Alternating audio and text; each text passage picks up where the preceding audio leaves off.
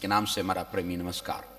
ഒരാഴ്ച ദൈവം നമുക്ക് ദൈവവചനം കൊണ്ടുള്ള വലിയ വിരുന്ന് ഒരുക്കിയിരിക്കുകയാണ് ഇവിടെ. एक हफ्ता के लिए परमेश्वर वचन का द्वारा एक मेजबानी हमारे सामने तैयार रखा है. ഈ ദിവസങ്ങളിൽ വിവിധ സെഷനുകളിൽ കർത്താവിൻ്റെ ദാസന്മാർ ദൈവവചനത്തിൽ നിന്ന് അനുഗ്രഹിക്കപ്പെട്ട സന്ദേശങ്ങൾ നമുക്ക് പ്രദാനം ചെയ്യുമ്പോൾ ആവർത്തന വിരസത ഉണ്ടാകാതിരിക്കുവാൻ വിഷയാനുക്രമമായി കാര്യങ്ങൾ ക്രമീകരിച്ചിരിക്കുന്നത് വളരെ യോഗ്യമാണ്. और एक हफ्ता लगातार यहाँ वचन की सेवकाई जारी रहने के कारण और एक ही वचन दोबारा वो ना सुनाए, इसी कारण विषय को विभाजित करके एक को अलग करके दिया है, वो बहुत अच्छा है. ക്രിസ്തു എല്ലാവരിലും എല്ലാമാകുന്നു എന്ന ആ പ്രധാന വിഷയത്തിന്റെ വിവിധ വശങ്ങൾ വിവിധ നിലകളിൽ ചർച്ച ചെയ്യപ്പെടുകയാണല്ലോ. मसीह सभी में सब कुछ है और सभी में है, इस विषय के बारे में यहाँ पर प्रचार कर रहा है.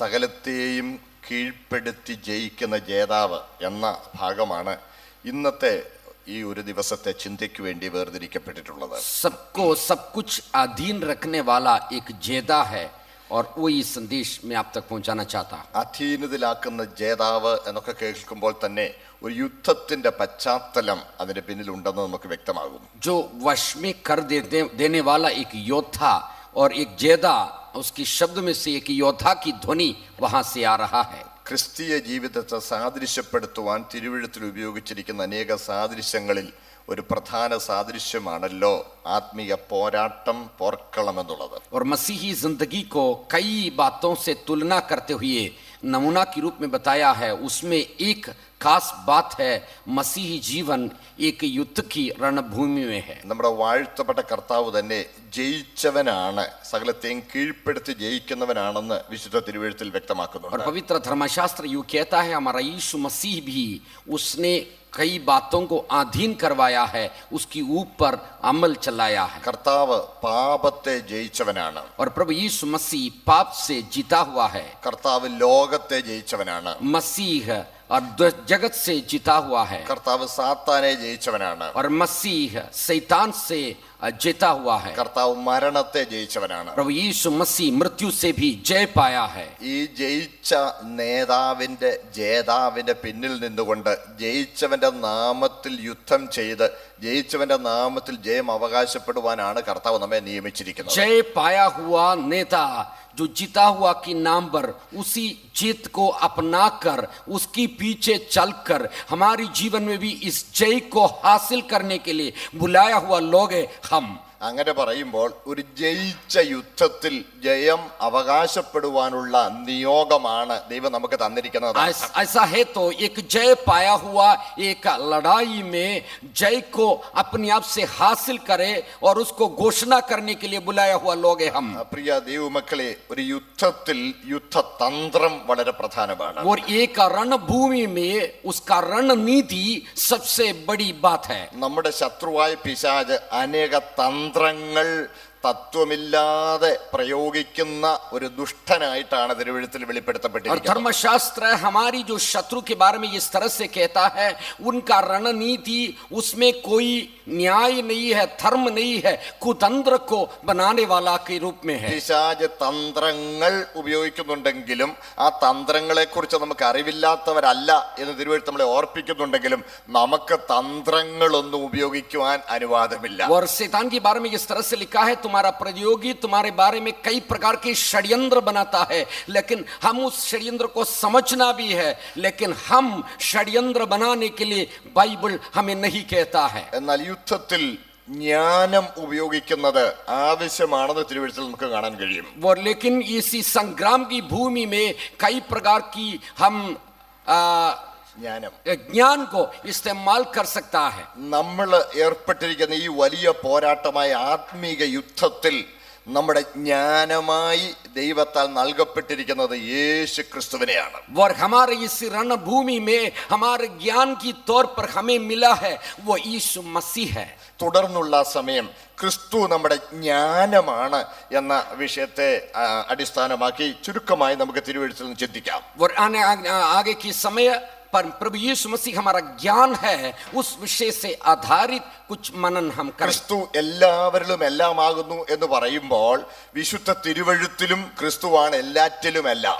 और मसीह सब कुछ और सभी में है करके कहते समय धर्मशास्त्र में भी सभी में प्रभु यीशु मसीह है. വിശുദ്ധ തിരുവെഴുത്തിലെ 66 പുസ്തകത്തിൽ നിറഞ്ഞു നിൽക്കുന്ന ആളത്വം യേശുക്രിസ്തുവാണ്. നമുക്കതറിയാം. बाइबल की 66 पुस्तकों में से पूरी तरह से ऐसा उसके अंदर पूरा भर के दिखाई देने वाला यीशु मसीह है. വീണ്ടെടുപ്പ് ഇതിന്റെ വിഷയവും വീണ്ടെടുപ്പുകാരൻ ഇതിന്റെ കഥാപുരുഷനുമാണ്. और छुटकारा उसका विषय है, छुड़ाने वाला उसका कथा पुरुष है. ഒരു ചിന്തകൻ അതിനെക്കുറിച്ച് ഇങ്ങനെ ഒരു അഭിപ്രായം പറഞ്ഞിട്ടുള്ളത് ഞാൻ കേട്ടിട്ടുള്ളത് ഓർക്കുന്നു.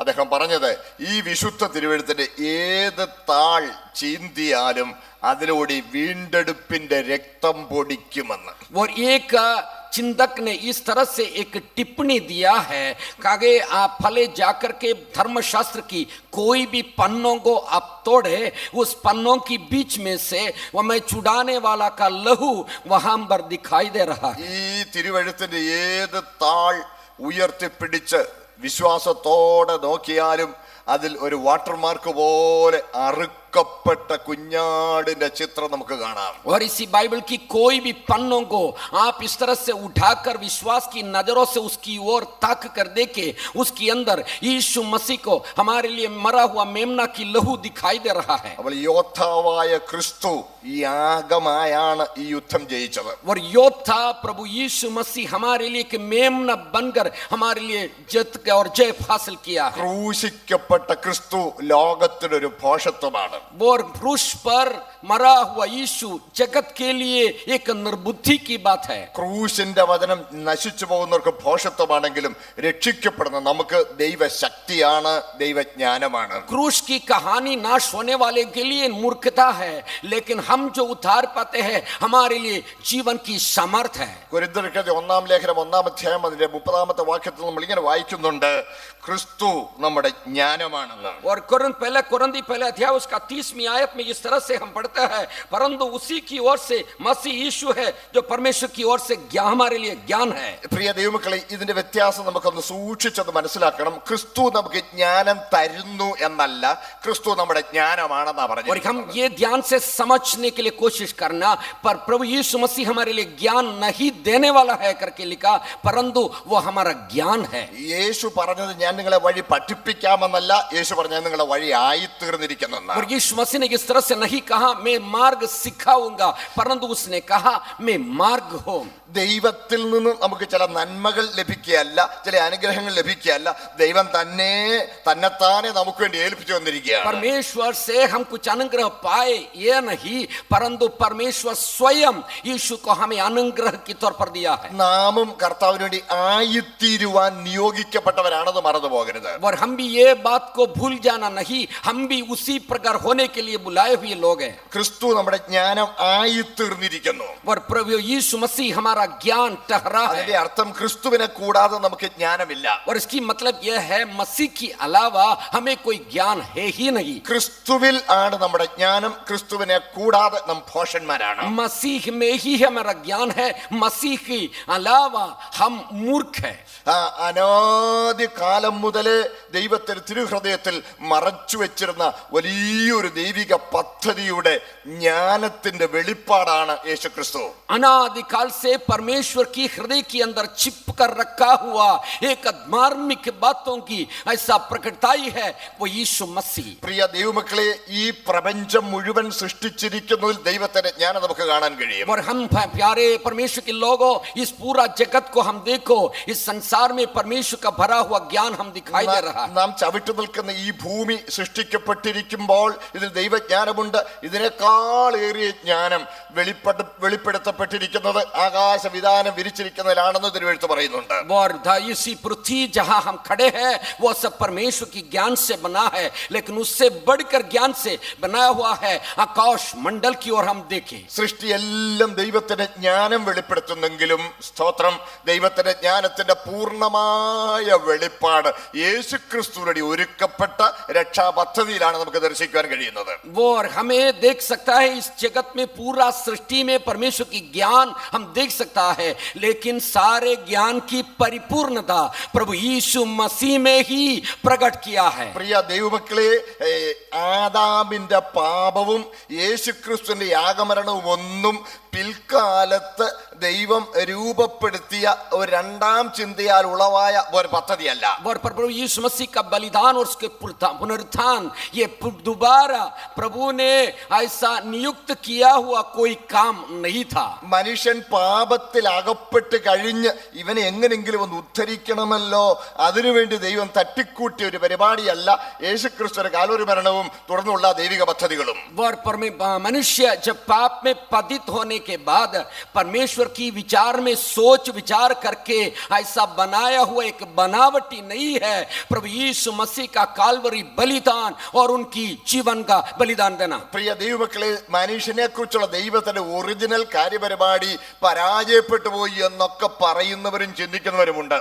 और कई लोग इस प्रकार की सोच विचार रखते हैं परमेश्वर की सारा योजना पराजय हो गया, हार गया है. ദൈവത്തിന്റെ ഒരു കാര്യപരിപാടിയും പരാജയപ്പെടുകയില്ല. और परमेश्वर की कोई भी कार्यक्रम पराजित नहीं होता है. ദൈവത്തിന്റെ ഒരു കാര്യപരിപാടി പരാജയപ്പെട്ടാൽ ആ ദൈവം ദൈവമല്ല. परमेश्वर की कोई भी कार्यक्रम अगर हार जाए वो परमेश्वर नहीं होता है. ദൈവത്തിന്റെ കാര്യപരിപാടി എന്നും വിജയിച്ചതാണ്. ഏതിൽ സംഭവിച്ചത് ദൈവത്തിന്റെ കാര്യപരിപാടിയുടെ പരാജയമല്ല. वो परमेश्वर की कार्यक्रम हमेशा को हरा हुआ नहीं है, वो जीता हुआ है, कभी हार नहीं जाएगा. എഫേസ്യ ലേഖനം 3-9 മുതൽ വായിക്കുമ്പോൾ ദൈവത്തിന്റെ അനാദി നിർണയത്തെ കുറിച്ചുള്ള വിശദീകരണം നമുക്ക് കാണാൻ और കഴിയും. इफिसियों की पत्री में इस तरह से हम पढ़ सकता है परमेश्वर से अनादिकाल से उनकी जो कार्यक्रम है. യാതൊന്നെങ്കിലും സൃഷ്ടിക്കുന്ന ആദിക്കും മുമ്പുള്ള അനാദിയിൽ ഇതെല്ലാം തന്റെ ജ്ഞാനത്തിൽ സർവജ്ഞാനത്തിൽ മുൻകണ്ടിരുന്ന ദൈവം തന്റെ ആ വലിയ ജ്ഞാനത്തിൽ രക്ഷാപദ്ധതി നേരത്തെ തീരുമാനിച്ചിരുന്നതാണ്. और आदि जिस परमेश्वर ने जब आदि में बनाया है, लेकिन उस आदि से भी बहुत पूर्व अनादिकाल से ही परमेश्वर के मन में ऐसी विचार था और उनकी क्रूसीकरण की उद्धार की कार्यक्रम उसमें हासिल था.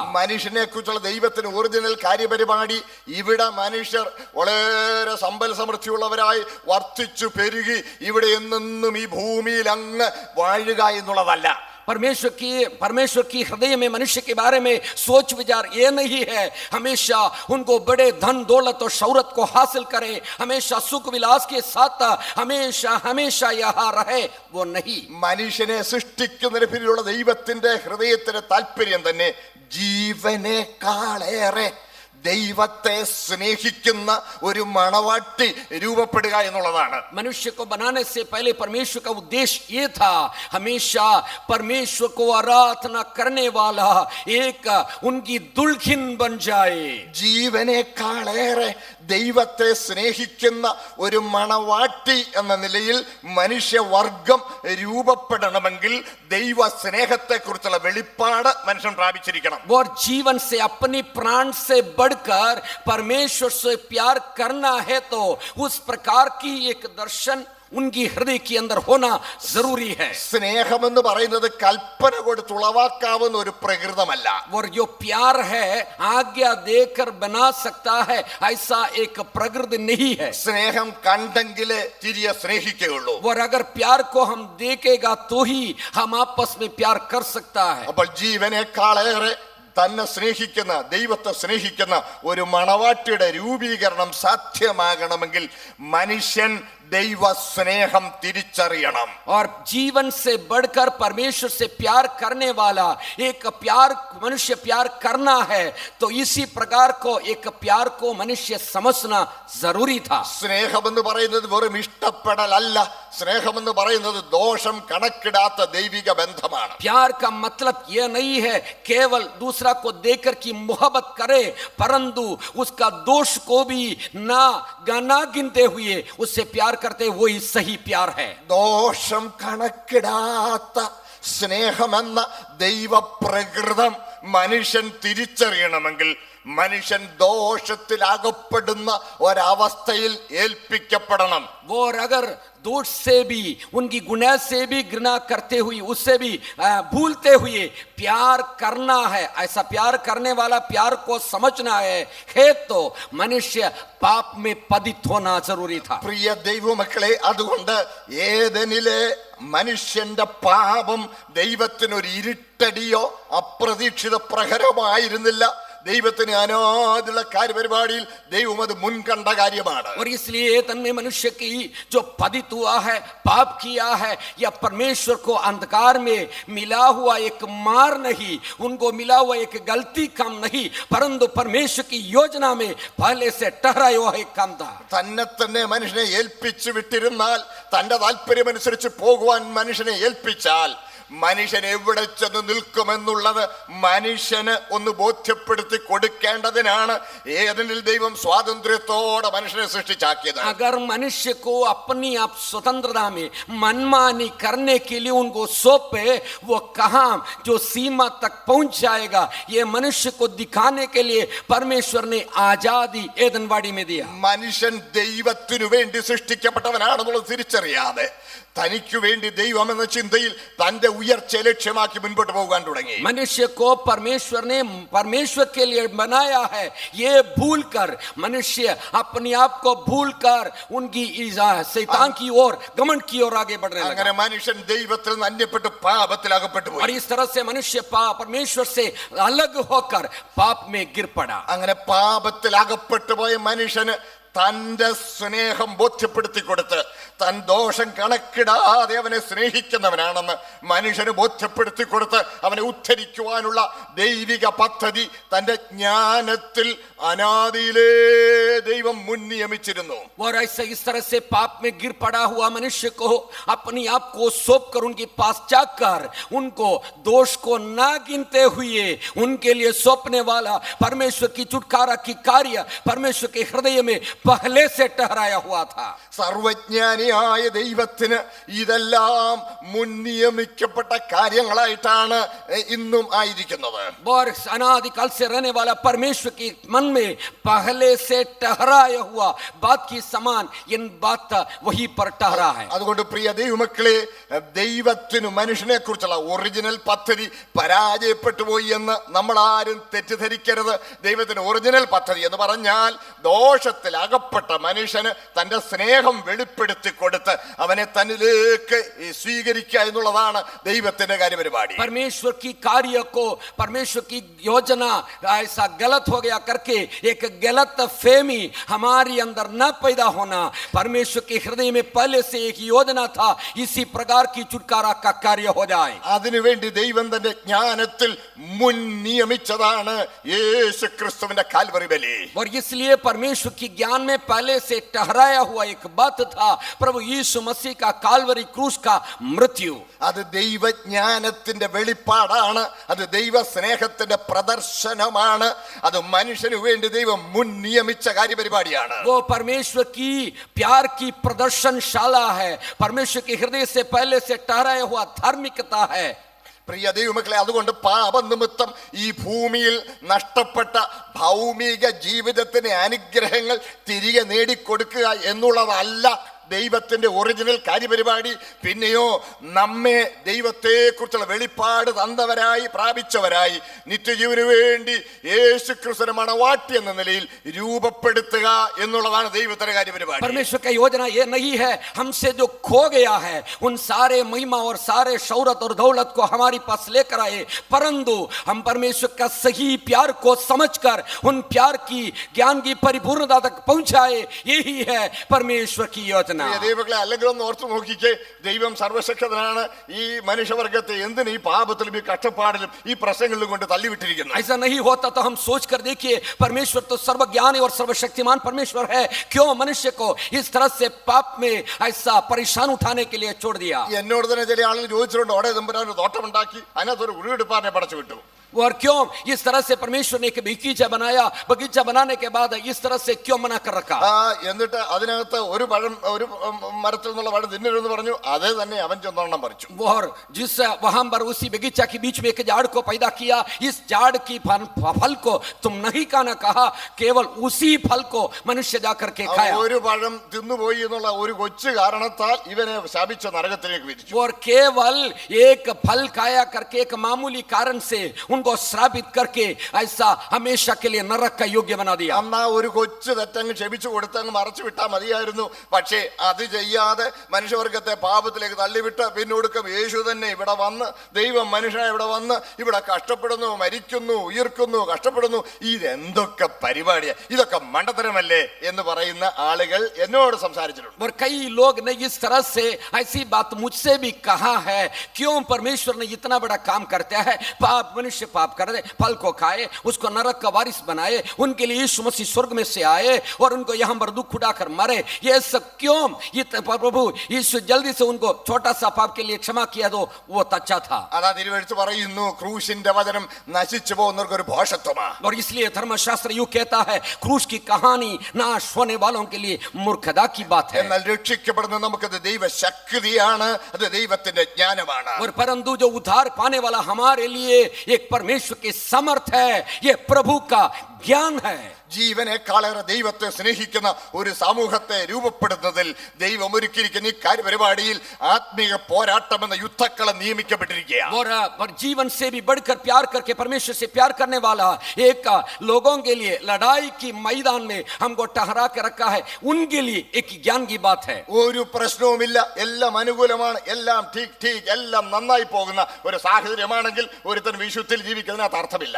और अगर सारे सब कुछ एकदम ठीक से चल रहा है, ऐसा है तो मनुष्य को पवित्र, एक व्यक्ति सोचो तो पवित्रताई में जीने से कोई मतलब नहीं है। പ്രലോഭനങ്ങളിലും പ്രതിസന്ധികളിലും തെളിയിക്കപ്പെടുന്ന സ്നേഹവും ആ ലോയൽറ്റിയുമാണ് ഏറ്റവും കൃത്യമായത്, അതാണ് ശരിയായത്. और हमारी भुलाने वाला बातों में, बहकाने वाला बातों में सही प्यार में खड़ा रहे, वो सही प्यार परमेश्वर से दिखाए, वो ही परमेश्वर का सही प्यार है। അതുകൊണ്ട് ദൈവം നമ്മെ വീണ്ടെടുത്ത് ഈ പടക്കളത്തിൽ വെച്ചിരിക്കുക. और इसलिए प्रभु यीशु मसीह ने हमें चुढ़ाकर हमें इस रणभूमि में रखा है। ഈ പടക്കളത്തിൽ നമ്മളെ വെറുതെ അങ്ങ് ഏൽപ്പിച്ചു വിട്ടേക്കല്ല. इस संग्राम की भूमि में हमें खाली ऐसा नहीं छोड़ അവൻ दिया। നമ്മുടെ നായകനായി, നമ്മുടെ രക്ഷകനായി, നമ്മുടെ ജ്ഞാനമായി, എല്ലാമായി നമ്മുടെ കൂടെയുണ്ട്. वो हमारा नेता बनकर, वो हमारा उद्धार बनकर, वो हमारे लिए ज्ञान बनकर हमारी सामने है। നമുക്ക് കർത്താവിൽ നിന്ന് പ്രാപിക്കാൻ കഴിയുന്ന അനുഗ്രഹങ്ങളെ കുറിച്ച് വിശുദ്ധ തിരുവെഴുത്തിലെ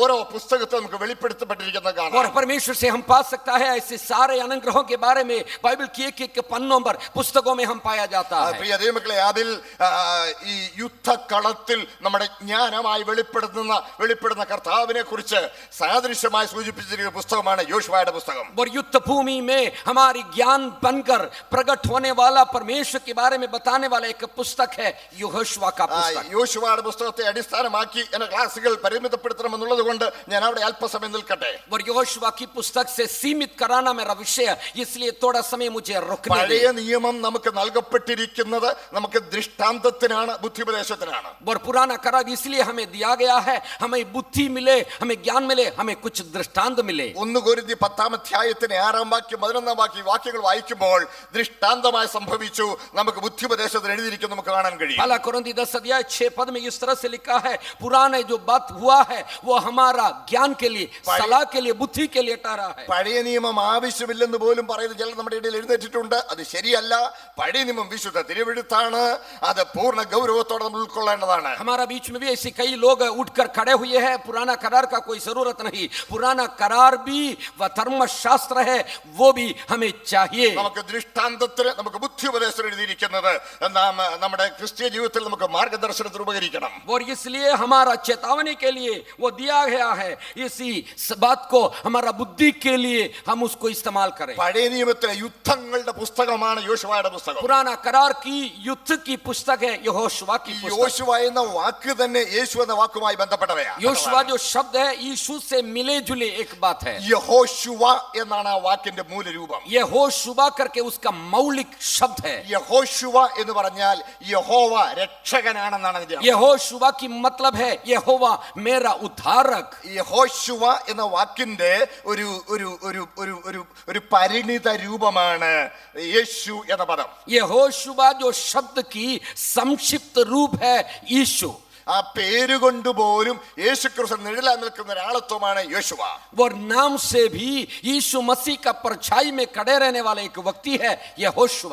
യോശുവയെ നമുക്ക് മോശയുടെ ഒരു പരിചാരകനായി, കൈക്ക് വെള്ളം ഒഴിച്ചു കൊടുക്കുന്നവനായി, ഒരു ശുശ്രൂഷകനായി നമുക്ക് ആദ്യം തിരുവെഴുത്തിൽ കാണാൻ കഴിയും. और प्रथम हम धर्मशास्त्र के अंदर यहोशुव को मूसा के हाथ को पानी डालने वाला उनका एक सेवक की समान हमें पाया जाता है. പുറപ്പാട് പുസ്തകം 33-ാമത്തെ വാക്യം വായിക്കുമ്പോൾ യോശുവ എന്ന ബാല്യക്കാരനോ കൂടാരം വിട്ടുപിരിയാതിരുന്ന് നമുക്ക് കാണാം. और निर्गमन की पुस्तक 33 की 11 पद में इस तरह से लिखा है, यहोशुव नामक सेवक कभी उसका तंबू से बाहर ना निकला, उनके समेत रहते हुए दिखाई दे रहे. ബാല്യത്തിലെ യഹോവയുടെ കൂടാരങ്ങളിൽ പാർക്കുന്നത് ഇഷ്ടപ്പെട്ട ഒരു ബാല്യക്കാരൻ. और जवानी में भी परमेश्वर की तंबू में रहने में आनंद पाया हुआ एक जवान. 12 വയസ്സുകാരനായ യേശു എന്ന ബാല്യക്കാരനും പറയുന്നത് ഞാൻ എന്റെ പിതാവിനുള്ളതിൽ ഇരിക്കണമല്ലയോ. 12 साल की उम्र में यीशु मसीह ने इस तरह से कहा, क्या मैं मेरा पिता की घर में नहीं रहना. വിശുദ്ധ തിരുവെഴുത്തിൽ മോശയെ ന്യായപ്രമാണത്തിന് പ്രതിനിധി എന്ന് നമുക്ക് കാണാൻ കഴിയും. और पुराना करार के अंदर मूसा को नियम शास्त्र का एक प्रतिनिधि के रूप में दिखाई दे रहे.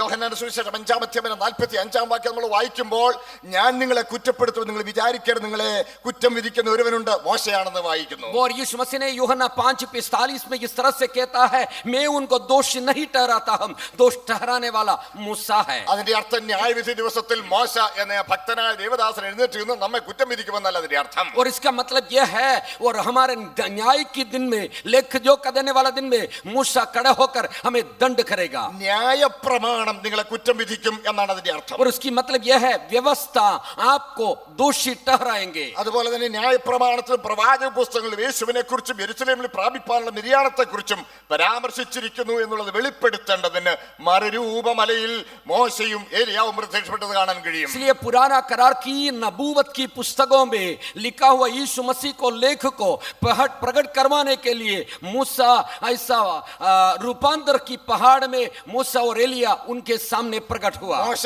ന്യായപ്രമാണത്തിന്റെ പ്രതിനിധിയാണ്. मूसा नियम शास्त्र का प्रतीक है. മോശയ്ക്ക് തന്റെ ലക്ഷ്യത്തിലെത്തുവാൻ കഴിഞ്ഞില്ല, തന്റെ അണികളെ ലക്ഷ്യത്തിലെത്തിക്കുവാൻ കഴിഞ്ഞില്ല. मूसा को ना उनकी लक्ष्य में पहुंच पाया और इतना नहीं उनका लोगों को भी पहुंचा नहीं पाया. റോമാലേഖനം 8-2 നമുക്ക് ഇങ്ങനെ കാണാൻ കഴിയും. और रोमियो की पत्री 8 अध्याय उसका दूसरा पद से इस तरह से पाया जाता है, ജഡത്താലുള്ള ബലഹീന നിമിത്തം ന്യായപ്രമാണത്തിന് കഴിയാഞ്ഞതിനെ സാധിപ്പാൻ ദൈവം തന്റെ പുത്രനെ അയച്ചു. और शरीर की बलहीनता के कारण जो नहीं हो सकता है, उसी कारण यीशु मसीह को पाप बिना इस दुनिया में पाप की शरीर की समानता में नियम शास्त्र के नीचे भेजा. ന്യായപ്രമാണം പരാജയപ്പെട്ടിടത്ത് കൃപയുടെ പ്രമാണം യേശു ക്രിസ്തു ഇവിടെ പ്രത്യക്ഷനാകുന്നു. और पाप की जो नियम शास्त्र पराजित होने के कारण यीशु मसीह एक अनुग्रह की व्यवस्था लेकर आया. മോശ പരാജയപ്പെട്ട സ്ഥാനത്ത് യോശുവ രംഗത്ത് വരുന്നത് കാണാൻ കഴിയും. जहां मूसा हार गया है, वहां पर यहोशुव एक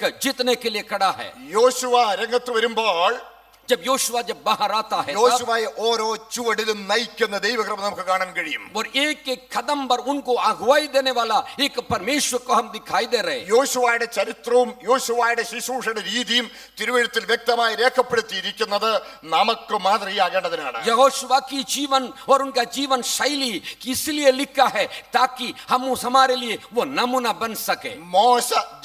യോശുവ ജനത്തെ കൂട്ടിക്കൊണ്ട് ആദ്യം യോർദാൻ കടക്കുന്നത് കാണാം. और सर्वप्रथम यहोशुआ ये लोगों को इकट्ठा करके यर्दन को पार कर रहा है. യോർദാൻ കടക്കാൻ ഉപയോഗിച്ച രീതി, यॉर्दन को पार करने के लिए उन्होंने इस्तेमाल किया हुआ रीति ബുദ്ധിയുള്ളവരാരും ചെയ്യുന്ന ഒരു രീതിയല്ല. ये कोई बुद्धिमान व्यक्ति करने वाला रीति नहीं है. യോശുവ ആലയം വിട്ടുപിരിയാതിരിക്കുകയും ദൈവത്തിന് സന്നിധി നിൽക്കുന്നവരും ആയിരിക്കുകയും ചെയ്യുമ്പോൾ ദൈവമാണ് അവനെ നയിക്കുന്നത്. और पर योशुआ हमेशा तंबू में रहता है, परमेश्वर से छोड़कर कभी नहीं जाता है, इसलिए प्रभु उनको चलाना चाहिए. യോശുവയെ ഓരോ ചുവടിലും ദൈവമാണ് നയിച്ചത്. और योशुआ की एक एक कदम पर परमेश्वर उनको अगुवाई दे रहा था. യോശുവയ്ക്ക് ജ്ഞാനമായിരുന്നത് ദൈവമാണ്. यहोशुआ के लिए ज्ञान परमेश्वर ठहरा था. യോർദാൻ കടക്കാൻ തെരഞ്ഞെടുത്ത സമയം കൊയ്ത്തുകാലമാണ്. और यर्दन को पार करने के लिए उसने कटनी की सीजन को चुन लिया. കൊയ്ത്തുകാലത്ത് യോർദാൻ കരകവിഞ്ഞൊഴുകുന്ന और സമയമാണ്. कटनी की ऋतु में यर्दन नदी एकदम दोनों आर पार ऐसा बह रहा है. ഒരു നദി അക്കരെ കടക്കാനായി ജനം തിരഞ്ഞെടുക്കുന്നത് ഏറ്റവും പ്രളയക്കെടുതിയുള്ള സമയമായിരിക്കുമോ? और हो सकता है साधारण लोग एक नदी को पार करने के लिए कोई ऋतु को चुने, सबसे पानी कम है उसी समय को चुनेगा. തന്റെ കൂടെയുള്ള ലക്ഷക്കണക്കാന ജനങ്ങളെ അക്കരെ കടത്തുവാൻ യോശുവ തെരഞ്ഞെടുത്ത സമയം കൊയ്ത്തുകാലമായിരുന്നു. और उनके सामने जितना लाखों की संख्या में लोग हैं उनको पार करवाने के लिए योशुआ ने और जो चुन लिया हुआ समय एक कटनी का समय था. പ്രിയ ദൈവമക്കളെ, നമ്മളും ഓരോ തെരഞ്ഞെടുപ്പ് എടുക്കേണ്ടത് നമ്മുടെ ബുദ്ധിക്കനുസരിച്ചായിരിക്കരുത്, സാഹചര്യങ്ങളെ നോക്കിക്കൊണ്ടായിരിക്കരുത്, ദൈവമുഖത്തേക്ക് നോക്കി ദൈവത്തിന്റെ ആലോചന പ്രകാരമായിരിക്കണം. Praise the Lord, प्यारे परमेश्वर का लोगों, हम भी हमारा जीवन में कुछ पार करने के लिए चुनने वाला समय परिस्थिति की अनुसार नहीं होना, हमारा बुद्धि से नहीं होना, परमेश्वर से और उसका मनसा पाकर हम करना चाहिए. ദൈവത്തിന്റെ ആലോചന പ്രകാരം യോർദാൻ കടക്കുവാൻ യോശുവ തെരഞ്ഞെടുത്തത് മനുഷ്യരാരും തെരഞ്ഞെടുക്കുന്ന സമയമായിരുന്നില്ല, എന്നാൽ ദൈവം അവനോട് കൂടി ഉണ്ടായിരുന്നു. परमेश्वर की सलाह के अनुसार योशुआ ने नियुक्त किया हुआ समय, चुना हुआ समय मनुष्य चुनने वाला समय नहीं था और उनकी विपरीत में था, क्योंकि परमेश्वर उनके साथ थे. സഹോദരങ്ങളെ, നമ്മുടെ ക്രിസ്തീയ ജീവിതമാകുന്ന പോരാട്ടത്തിൽ നമ്മൾ ഒരിക്കലും നമ്മുടെ ബുദ്ധിയെയോ നമ്മുടെ യുക്തിയെയോ നമ്മുടെ തന്ത്രങ്ങളെയോ ആശ്രയിക്കുവാൻ ദൈവം അനുവദിച്ചിട്ടില്ല. मसीही जीवन जो लड़ाई का भूमि में है, इसलिए हम हमारा बुद्धि, ना हमारा षड्यंत्र, ना हमारा ताकतोंबर, हम उसके ऊपर निर्धारित नहीं रहना. ദൈവത്തിന്റെ യുദ്ധങ്ങൾ നമ്മുടെ കഴിവ് കൊണ്ടല്ല ചെയ്യേണ്ടത്, ദൈവത്തിന്റെ ആലോചന പ്രകാരമാണ് ചെയ്യേണ്ടത്. और परमेश्वर की लड़ाई हमारा बुद्धि और शक्ति से नहीं, परंतु परमेश्वर की योजना से हम करना चाहिए. ദൈവം അരുളിച്ചത് സമയത്ത് യോശുവ ഇറങ്ങി തിരിച്ചു. परमेश्वर ने जो समय उसको कहा, उसी समय पर यहोशुआ बाहर निकला. യഹോവയുടെ നിയമപ്പെട്ടവും എടുത്തുകൊണ്ട് ആ പുരോഹിതന്മാർ യോർദാനിലെ വെള്ളത്തിൽ കാല് ചവിട്ടിയപ്പോൾ യോർദാൻ നിന്നു, പിരിഞ്ഞു. जब याजकों ने परमेश्वर के संदूक और हाथ में उठाते हुए परमेश्वर के निर्धारित समय पर यर्दन की ओर निकला, उसी समय पर जब कदम रखा, ഒഴുകുന്ന വെള്ളം ചിറ പോലെ നിൽക്കുകയാണ്. और ऊपर से बह कर आने वाला पानी वहां पर एक वहीं पर उस तरह से दीवार के समान खड़ा हो गया. പ്രകൃതിയുടെ നിയമത്തെ ലംഘിച്ചുകൊണ്ടുള്ള ദൈവത്തിന്റെ പ്രവൃത്തിയാണ് ഇവിടെ കാണാൻ കഴിയുന്നത്. और प्रकृति का नियम की विरुद्ध में एक कार्य को वहां पर दिखाई दे रहा है. പ്രിയ ദൈവമക്കളെ, നമ്മളുടെ ബുദ്ധി ഉപയോഗിച്ചും നമ്മുടെ യുക്തി അനുസരിച്ചും കാര്യങ്ങൾ ചെയ്താൽ ഒരു നിമിഷം മതി ദൈവത്തിന് നിന്നെ താറുമാറാക്കുവാൻ. और हम हमारी बुद्धि या हमारा युक्ति की निर्धारित उसके ऊपर हम बल रखते हुए काम करें, एक क्षण में परमेश्वर उसको तोड़ फोड़ कर सकता है. ഒരു സുവിശേഷ പ്രവർത്തനത്തിനുള്ള സമയം തിരഞ്ഞെടുക്കുന്നത് പോലും മുട്ടിന്മേൽ നിന്ന് പ്രാർത്ഥിച്ച് ദൈവത്തിന്റെ കൃപ അനുസരിച്ച് ദൈവത്തിന്റെ നിയോഗപ്രകാരം മാത്രമേ തീരുമാനമെടുക്കുവാൻ പാടുള്ളൂ.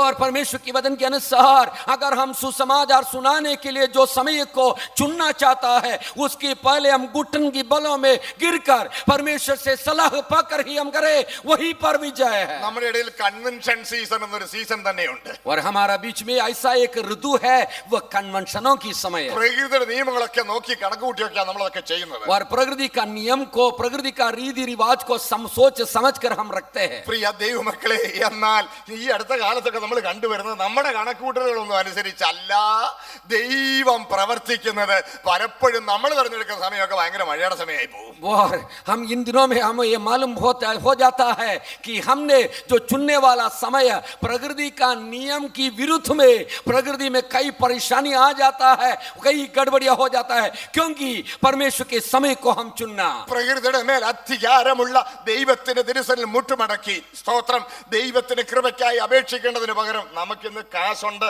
നമുക്ക് മിടുക്കുണ്ട്, നമുക്ക് ഒന്നാം തരം കൊട്ടിലിടാൻ കഴിയും. Praise the Lord. पर घुटनों में गिरकर परमेश्वर से सलाह लेने की बजाय हम हमारी ताकत, हमारी क्षमता, हमारी सब कुछ, सब बड़े बड़े तंबू डाल सकता है, ये समझकर हम कार्य करते हैं. അതുകൊണ്ട് എന്തു സംഭവിക്കുന്നു?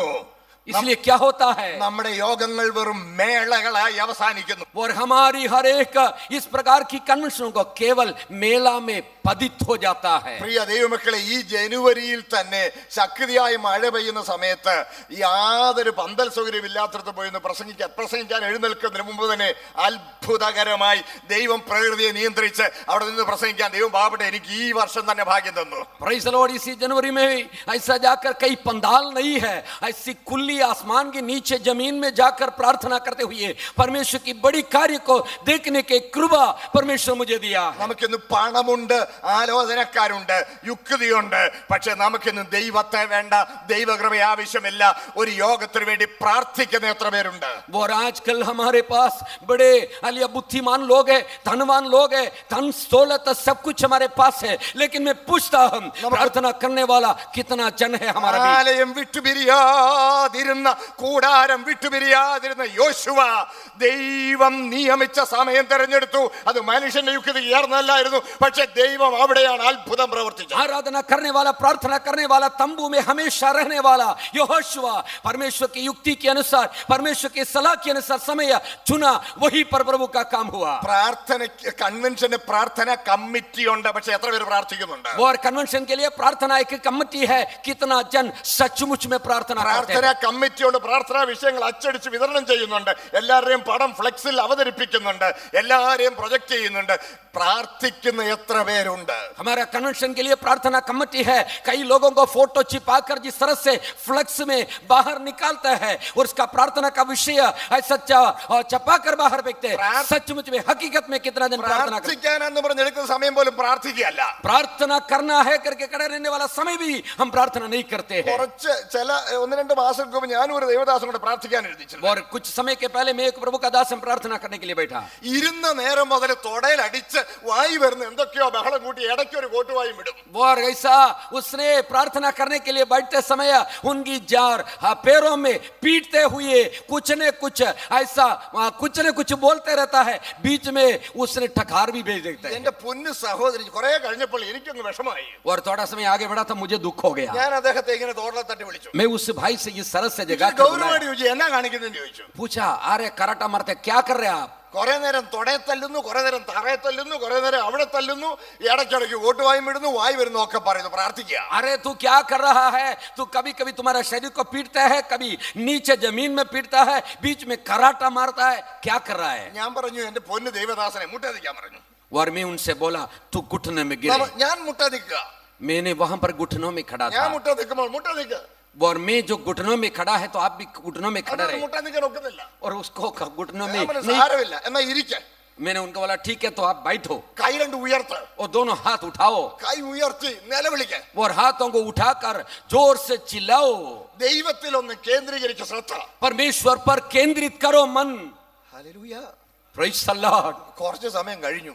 थोड़ा समय आगे बढ़ गया. സ്തോത്രത്തിൽ ജാഗരിക്കാൻ തുടങ്ങി. और मैंने और उस व्यक्ति ने ऐसा धन्यवाद में लगातार धन्यवाद बोलने लगा. 5 മിനിറ്റ് കഴിയുന്നതിനോടകം ദൈവത്തിന്റെ പരിശുദ്ധാത്മാവിന്റെ ശക്തി ഞങ്ങളുടെ മേൽ വ്യാപരിക്കാൻ തുടങ്ങി. 5 मिनट के अंदर पवित्र आत्मा की एक बड़ी सामर्थ्य हमारे ऊपर आ पहुंचा. ആ പ്രാർത്ഥനാ സമയം നീണ്ടുപോയി. और उसी प्रार्थना का समय आगे बढ़ते बढ़ते गया. അത് കഴിഞ്ഞ് പിറ്റേ ദിവസം അദ്ദേഹം എന്നോട് പറയുക, दूसरा दिन उसने इस तरह से मुझसे कहता है, എത്ര നാളും കൂടെയാ ഇങ്ങനെ ഒന്ന് പ്രാർത്ഥിച്ചത്. और कितना दिन के बाद मैंने इस तरह से प्रार्थना എന്റെ किया. പ്രിയ ദൈവദാസന്മാരെ, ദൈവമക്കളെ, സഹോദരങ്ങളെ, നമ്മുടെ പ്രാർത്ഥനകൾ വെറും ഒരു ഷോ അല്ലേ? के प्यारे मित्र और प्रभु का दासो, कि हमारा प्रार्थना केवल देखाबाजी नहीं है क्या? മുട്ടിന്മേൽ നിൽക്കുന്ന ഭക്തന്മാരെയാണ് സ്വർഗം നോക്കിക്കൊണ്ടിരിക്കുന്നത്. घुटनों में खड़े रहने वाला भक्तों को स्वर्ग इंतजार कर रहा है. ഞാൻ മുൻപോട്ട് പോയിക്കൊള്ളട്ടെ. और आगे बढ़ने दे मुझे. അത് കഴിഞ്ഞു. और वो भी हो गया. യെരിഹോ വലിയൊരു ശക്തിയായി യോശുവയുടെ മുമ്പിലുണ്ട്. यहोशुआ के सामने एक यरीहो बड़ा कोट वहां पर एक बड़ा समस्या बनकर खड़ा है. ഈ യെരിഹോ പട്ടണം പിടിക്കുവാൻ യോശുവ തെരഞ്ഞെടുത്ത രീതി നമുക്കറിയാം. ആയുധമില്ലാത്ത യുദ്ധം. और यहोशुआ ने यरीहो शहर को कब्जा करने के लिए उसने चुना हुआ मार्ग हमको मालूम है, कोई हथियार बिना. പ്രിയ ദൈവമക്കളെ, സ്തോത്രം. അതിനു മുമ്പ് ഒരു കാര്യം നടക്കുന്നു. और उसकी पहले एक बात वहां पर होता അതിനു है. മുമ്പ് നടക്കുന്ന ഒരു കാര്യം എന്ന് പറഞ്ഞാൽ ബുദ്ധിയുള്ള കാര്യം ചെയ്യാത്ത രണ്ടാമത്തെ കാര്യമാണ്. और कोई बुद्धि, जिसमें बुद्धि है ऐसा कोई नहीं करते ऐसे काम. മരുഭൂമിയിൽ 40 വർഷം യാത്ര ചെയ്തിരുന്നപ്പോൾ ജനിച്ച ആണുങ്ങൾ ആരും പരിച്ഛേദന ഏറ്റിട്ടില്ല. और 40 साल जो मरुस्थल में लगातार घूमते समय किसी कोई बच्चा वहां पर खतना नहीं हुआ था. യോശുവ പിന്നെ ചെയ്തത് അഗ്രചർമ്മഗിരിയിൽ വെച്ച് അവരെ അഗ്രചർമ്മം പരിച്ഛേദന ചെയ്യിച്ചു. और उन हर एक व्यक्तियों को खतने वाले एक पहाड़ पर हर एक व्यक्ति को खतना किया. ഓ, വലിയൊരു പട്ടണം എതിരായി മുമ്പിൽ നിൽക്കുക. और एक बड़े शहर उनके सामने खड़ा है. എന്നും രാവിലെ തങ്ങളിലുള്ള യോദ്ധാക്കളെ നല്ല പരിശീലനം കൊടുത്ത് ഈ എക്സ്ട്രാ ഫുഡും നല്ല ന്യൂട്രീഷനും ഒക്കെ കൊടുത്ത് മിടുക്കന്മാരാക്കേണ്ടതിന് പകരം वो और ऐसा हर एक दिन उनका योद्धाओं को सही प्रशिक्षण दे, उनको सारा भोजन दे, उनको लड़ाई के लिए तैयार करवाने की बजाय അവരെ ശരീരത്തിൽ ബലഹീനരും രോഗിയും വേദനിക്കുന്നവരുമാക്കുക. और शरीर में बलहीन और रोगी और वेदना में रहने वाला बना देते हैं. അവരുടെ ചരിത്രത്തിൽ അവർക്കറിയാം, അവരുടെ വല്യപ്പന്മാരായ ശിമയോനും ലേവിയും പണ്ട് ശേഖേമിൽ ചെയ്ത കാര്യമൊക്കെ അവർക്കറിയാം. और उनको मालूम है उनका पूर्वजों की समय शिमयोन और लेवी जब उन्होंने उस शहर के लोगों से शेखेम निवासियों से क्या किया है. ശേഖേം നിവാസികളെ മുഴുവൻ കൊന്നൊടുക്കുവാൻ ഈസി ആയിട്ട് അവരെ കൊണ്ട് സാധിച്ചതിന്റെ കാരണം അവരെ പരിച്ഛേദന ചെയ്യിച്ചവർ വേദനപ്പെട്ടിരിക്കുന്ന സമയം. शेखेम निवासियों को 2 जन से पूरा का पूरा सत्यानाश इसलिए करवा सका क्योंकि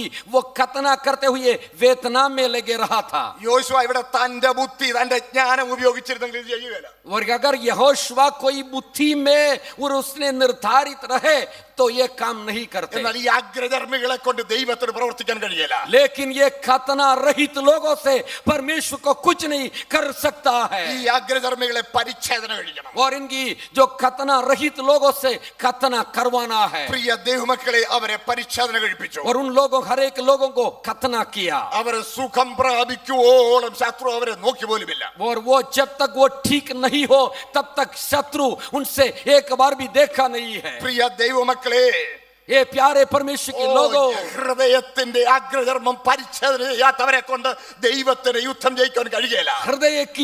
हृदय की अग्र चर्म को जिसने खतना नहीं करते हैं उनसे परमेश्वर कोई काम नहीं कर सकता. ജഡത്തെ അതിലെ രാഗമോഹങ്ങളോട് ക്രൂശിക്കണം. और हमारा शरीर को उनका सारे अभिलाषा और उनकी इच्छा समेत क्रूस पर चढ़ाना है. ദൈവത്തിന്റെ സൈന്യം ശക്തന്മാരുടെ സൈന്യമാകുന്നത് വിശുദ്ധിയിലൂടെയാണ്. और परमेश्वर की सैन्य शक्तिमान की सैन्य इसलिए बनता है कि पवित्रताई के द्वारा.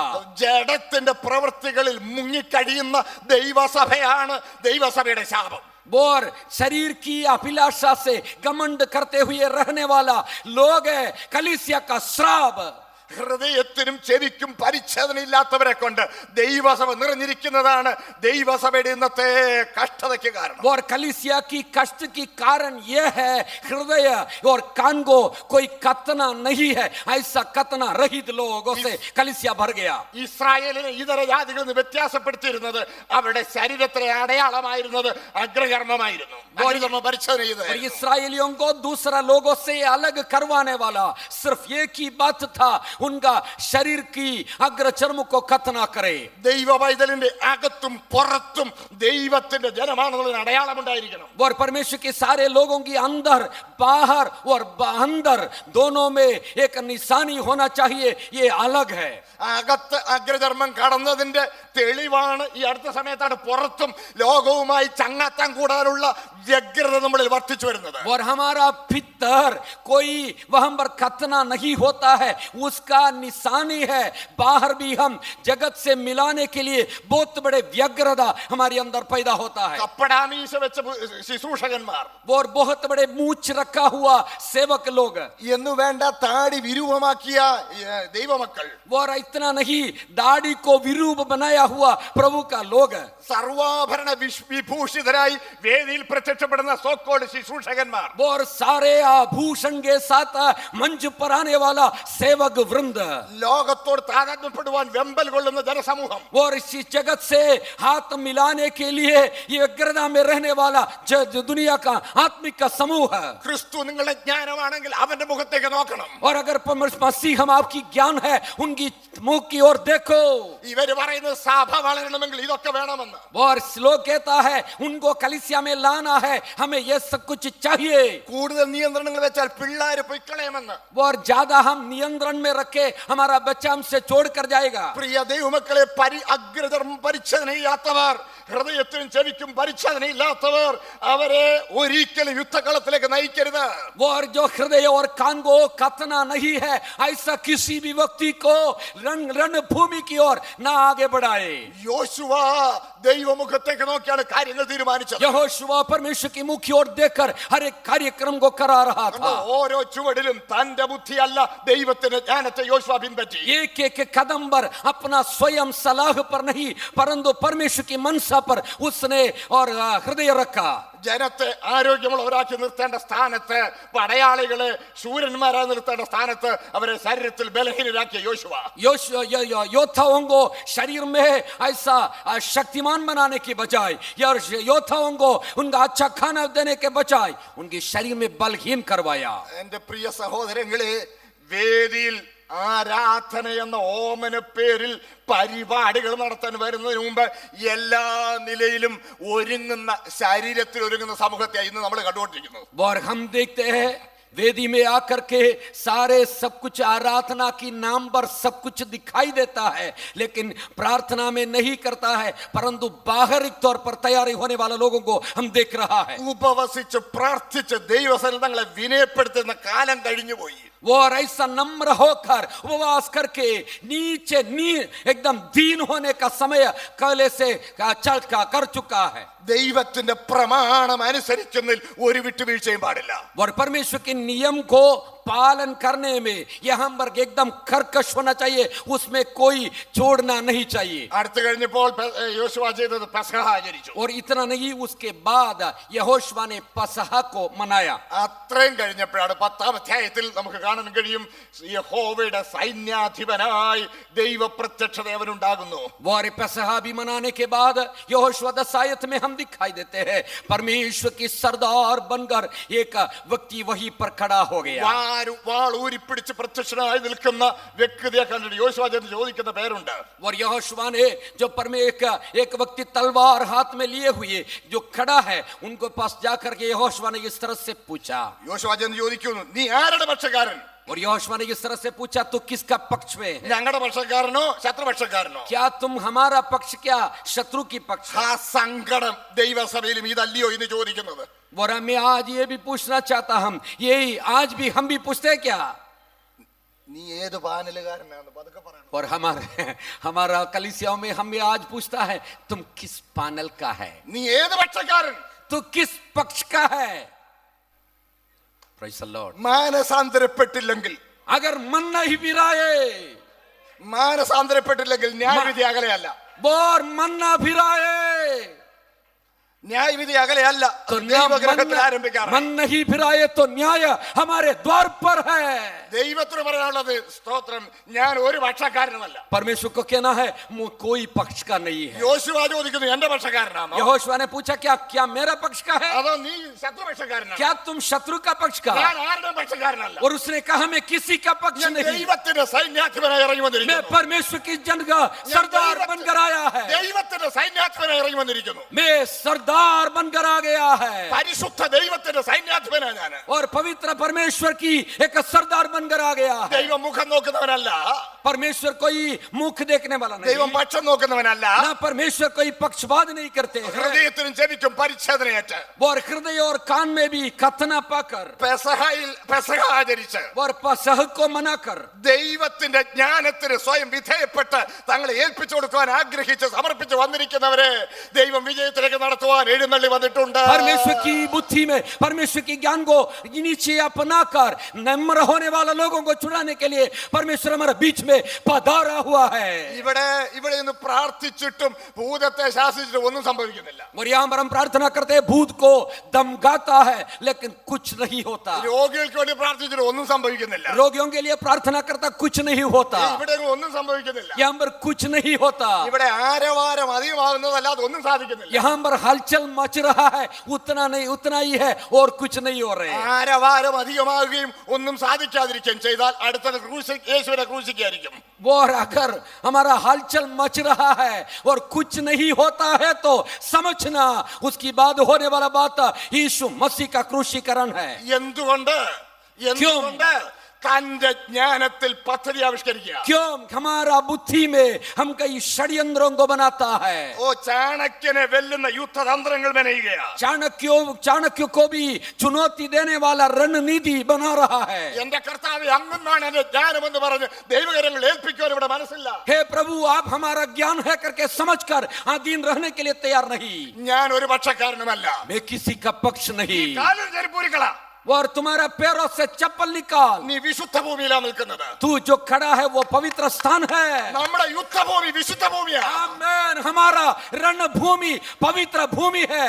ഇത് ആയുധങ്ങളെ കൊണ്ട് ചെയ്യാനുള്ള യുദ്ധമല്ല. और यहाँ पर हथियार लेकर आने वाला युद्ध है। ആത്മാവിന്റെ പോരാട്ടമാണ്. और परमेश्वर की लड़ाई है। ഇത് ലോകവുമായി താതാത്മ്യപ്പെടാനുള്ളതല്ല. और इस दुनिया से मिलजुलने का समय नहीं। വിശുദ്ധി എന്ന് പറഞ്ഞാൽ വേർതിരിക്കപ്പെട്ടവരെന്നാണ്. और पवित्रताई का मतलब अलगताई है। നീ നിൽക്കുന്നത് വിശുദ്ധ ഭൂമിയാണ്. तू जो खड़े है पवित्र स्थान में। നിന്നെ ചെരുപ്പൂരിക്കള. तुम्हारा जूता उतार। പ്രിയ ദൈവമക്കളെ, എന്തായി ചെരുപ്പൂരിക്കളയുക എന്നുള്ളതിന്റെ അർത്ഥം? हे परमेश्वर के लोगों, जूता उतारने का मतलब क्या है? രൂത്തിന്റെ പുസ്തകം 4-7 വാക്യം വായിക്കുമ്പോൾ रूत 4:7 में इस तरह से लिखा അതിന്റെ है। വിശദീകരണം നമുക്ക് കാണാൻ കഴിയും. और वहां पर उसके बारे में विवरण दिखाई दे रहे हैं। തങ്ങളുടെ അവകാശവും വീണ്ടെടുപ്പും സംബന്ധിച്ച് തന്റെ അവകാശം കൈമാറാനായിട്ട് ചെരുപ്പൂരി കൊടുക്കും. और उनकी मिरास और उनकी चुड़ौती की हालेलुया एक नमूना के रूप में उनका चप्पल निकालता है। അവകാശം കൈമാറുമ്പോഴാണ് ചെരുപ്പൂരി കളയുന്നത്. अब मिरास को दूसरा को दे देते हैं, उस समय चप्पल निकालता है। ആവർത്തന പുസ്തകത്തിൽ അത് കാണാൻ കഴിയും. और वो आवर्त पुनर्नियम की पुस्तक में दिखाई दे रहे हैं। അവകാശപ്പെട്ട ഉത്തരവാദിത്തം കൈമാറുമ്പോൾ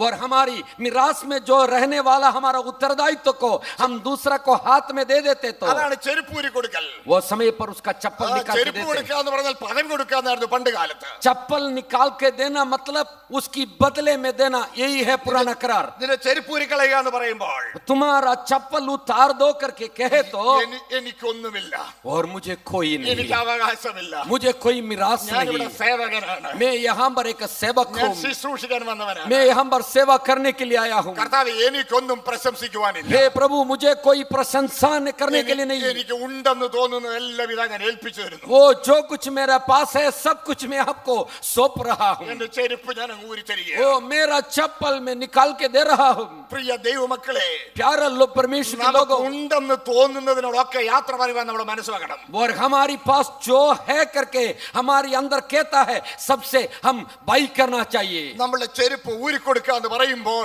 നാം സമ്പൂർണ്ണ വിനയത്തോടെ ഏൽപ്പിക്കുക എന്നർത്ഥം. और हमारा चप्पल उतारने का मतलब संपूर्ण रीति पे हम समर्पण करना, यही मतलब। കർത്താവെ, ഞാൻ തീരുമാനമൊന്നും എടുക്കുന്നില്ല. हे प्रभु, मैं कोई निर्णय नहीं लेता हूँ, കർത്താവെ, അങ്ങ് എനിക്ക് വേണ്ടി തീരുമാനമെടുക്കട്ടെ. आप मेरे लिए कुछ निर्णय ले। എന്റെ പ്രിയ സഹോദരൻ സാജു മാത്യു പറഞ്ഞ ഒരു ആശയം എന്റെ മനസ്സിൽ വരുന്നു. और मेरा मित्र साजू मात्यू ने कहा हुआ एक आशय मेरा हृदय में आ रहा है, അദ്ദേഹത്തിന് ഡ്യൂ റെക്കഗ്നീഷൻ കൊടുത്തോണ്ട് ഞാൻ പറഞ്ഞോട്ടെ. और उसको एक नया विचार देकर मैं कहने दे मुझे। അദ്ദേഹം പറഞ്ഞത് ഇങ്ങനെയാണ്: ക്രിസ്തീയ സ്വാതന്ത്ര്യം എന്ന് പറയുന്നത് और उसने इस तरह से कहा, मसीही स्वतंत्रता का मतलब തെരഞ്ഞെടുക്കാനുള്ള സ്വാതന്ത്ര്യമല്ല, തെരഞ്ഞെടുപ്പിൽ നിന്നുള്ള സ്വാതന്ത്ര്യമാണ്. और ऐसा चुनने का स्वतंत्र नहीं, चुना हुआ बातों में से स्वतंत्रता है।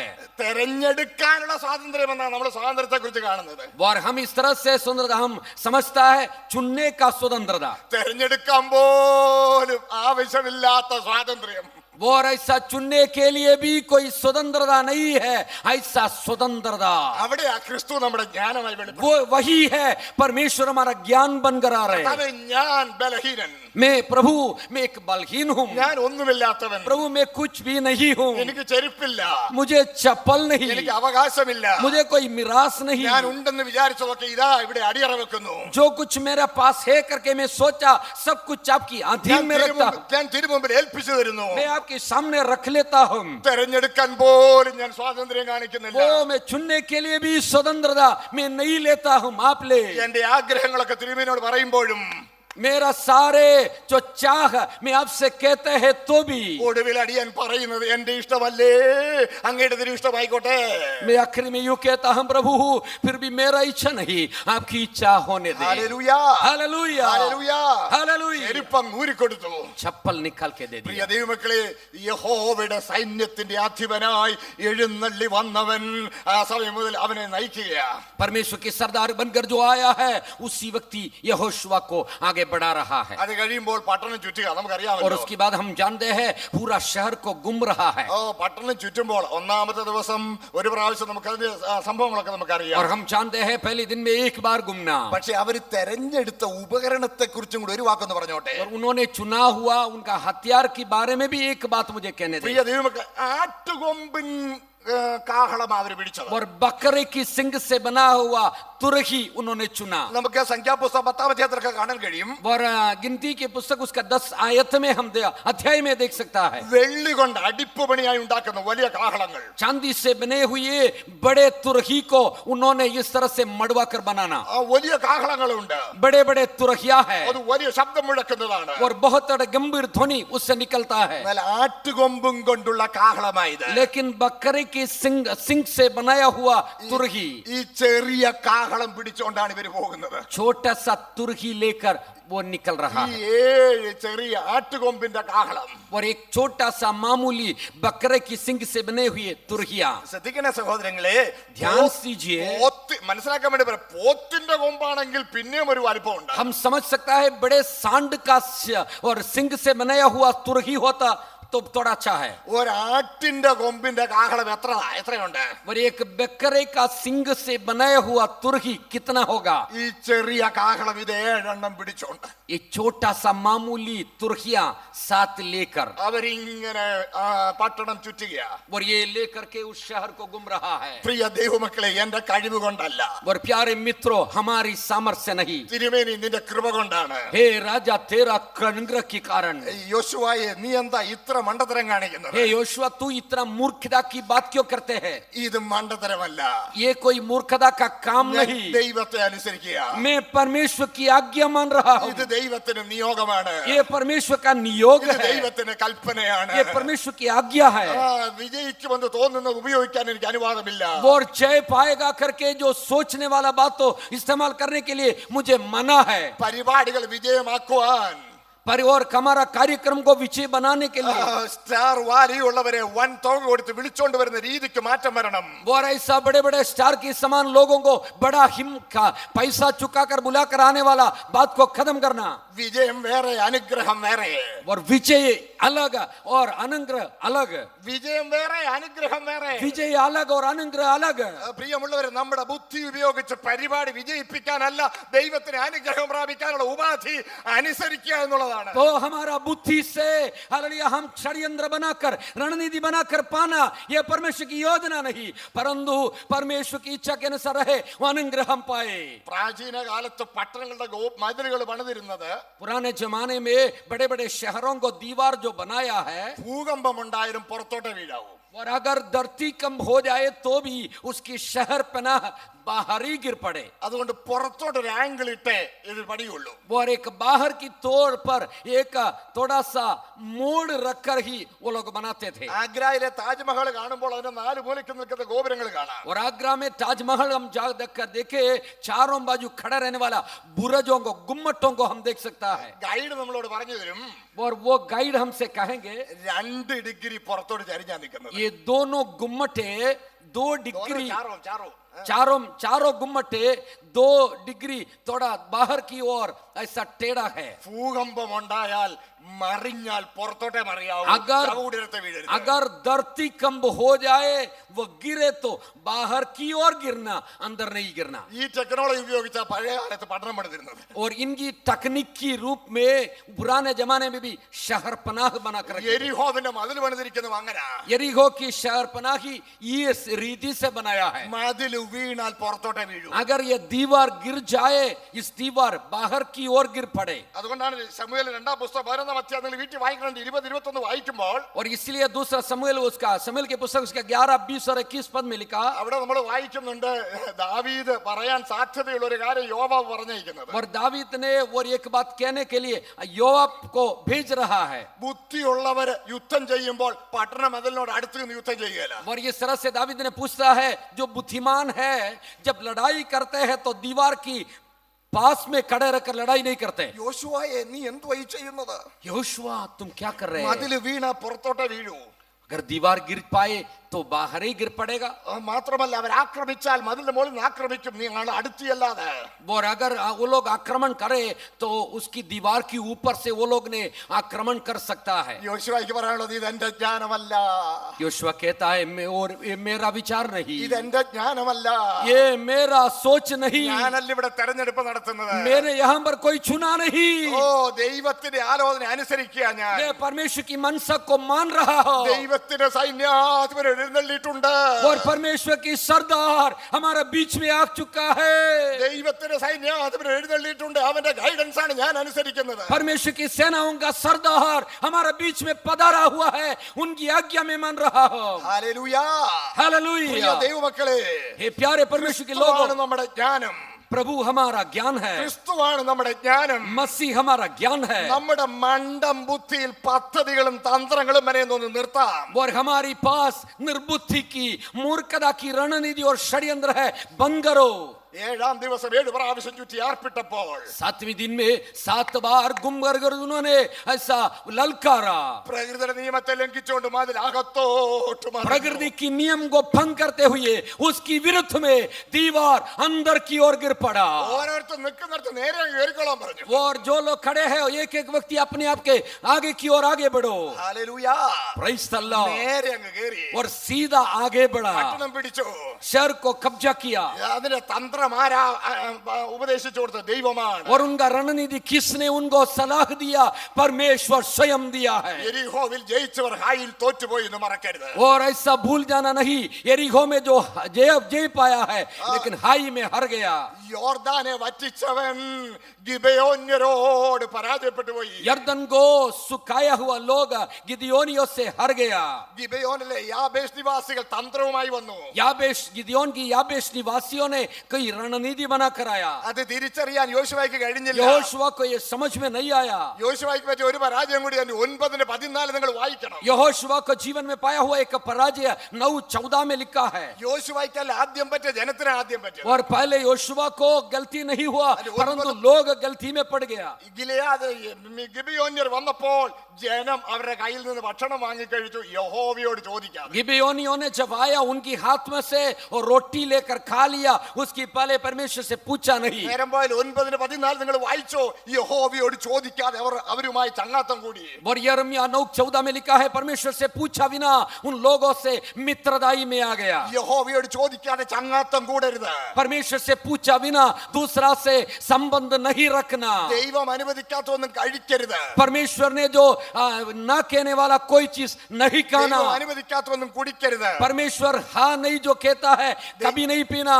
ദൈവം അനുവദിക്കാത്തൊന്നും അണിയരുത്. परमेश्वर ने जो ना कहता है कभी आभूषण नहीं ദൈവം पहनना. അനുവദിക്കാത്തൊന്നും കാണരുത്. परमेश्वर ने जो ना कहता है ऐसा कोई चीज तुम्हें नहीं होना. ദൈവം അനുവദിക്കാത്തവരോട് ചങ്ങാത്തം കൂടരുത്. परमेश्वर ने जो ना कहता है ऐसा लोगों से मित्रदाई और संबंध नहीं रखना. എന്നെ കേൾക്കുന്ന ദൈവമക്കളെ, मुझे सुनने वाला परमेश्वर के लोगों, ഗിബെയോൻ നിവാസികളോട് തോറ്റുപോയി. और गिबेयोन निवासियों से वो हार गया. അവരിവരുടെ ഇടയിൽ കൂടി. और इनकी बीच में वो सम्मिश्र हो गया. തീർന്നില്ല സഹോദരങ്ങളെ, സ്തോത്രം. इतना नहीं. യോശുവ ആ പരാജയം അംഗീകരിച്ചു. योशुआ वो हार को मान लिया. ഹായിലെ പരാജയം അംഗീകരിച്ചു. हाई की हार को मान लिया. യോശുവയെ നോക്കിക്ക്, നിലത്ത് വീണ് കിടക്കുക. यहाँ पर देखो योशुआ नीचे गिर पड़ा ഈ है. വീണ് കിടക്കുന്ന ആരാ? ये कौन गिर पड़ा है? ഇസ്രായേലിന്റെ നേതാവ്. इस्राएल की नेता, ഇസ്രായേലിന്റെ നേതാവ്. इस्राएल का नेता, നമ്മുടെ നേതാക്കന്മാർ. हमारी नेता लोग ഓ, യോശുവയെ പോലെ यहोशुआ के समान നെടുമ്പാട് വീണ് കിടക്കുന്നത് കാണട്ടെ. वो अगर हम ऐसा गिरते हुए, पड़ते हुए, रोते हुए देखने दे. സഭാ ശുശ്രൂഷകന്മാർ, कलीसिया की आगेवान लोग മൂപ്പന്മാർ, और बड़े वडील लोग, കമ്മിറ്റി അംഗങ്ങൾ कमेटी के सदस्य ആണ്ടിൽ ഒരു പ്രാവശ്യമെങ്കിലും ഉപവസിച്ച് പ്രാർത്ഥിക്കട്ടെ. कम से कम साल में एक बार उपवास लेकर प्रार्थना करो. ഹല്ലേലൂയ. हालेलुया. ആഴ്ചയിൽ ഒരു ദിവസം ഉപവസിച്ച് പ്രാർത്ഥിക്കാത്തവരെ ഒരു ഭരണത്തിലും കേറ്റരുത്.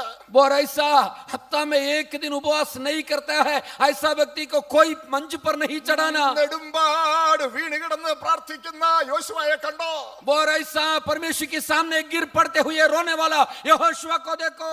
ഹല്ലേലൂയ. അത് കഴിഞ്ഞ് നമുക്കറിയാം അമോര്യരോടുള്ള യുദ്ധം. और हम जानते हैं अम्मोनियों से लड़ाई.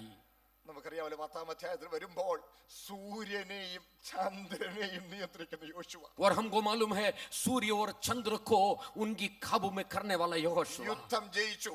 जड़ लड़ाई में जीत लिया। യഹോവ തന്നെയായിരുന്നു യുദ്ധം ചെയ്തത്. यहोवा स्वयं उनके लिए युद्ध किया। യോശുവയുടെയും പടയാളികളുടെയും വാളാൽ കൊല്ലപ്പെട്ടവരെക്കാൾ ആകാശത്ത് പെയ്ത ആ കൽമഴ കൊണ്ട് കൊല്ലപ്പെട്ടവർ. और यहोशुआ और उनकी सेनाओं का हथियार से, तलवार से जितना लोग मारा गया है, उससे बढ़कर आकाश में से गिरा हुआ खरा के कारण लोग मर गया। ദൈവമേ, അങ്ങനെ ഞങ്ങൾക്ക് വേണ്ടി യുദ്ധം ചെയ്യണേ എന്ന് നിലവിളിക്കാൻ നമ്മൾ തയ്യാറാകുമോ? वो क्या हम तैयार हो जाएंगे? हे प्रभु, हमारे लिए आप लड़ाई करो।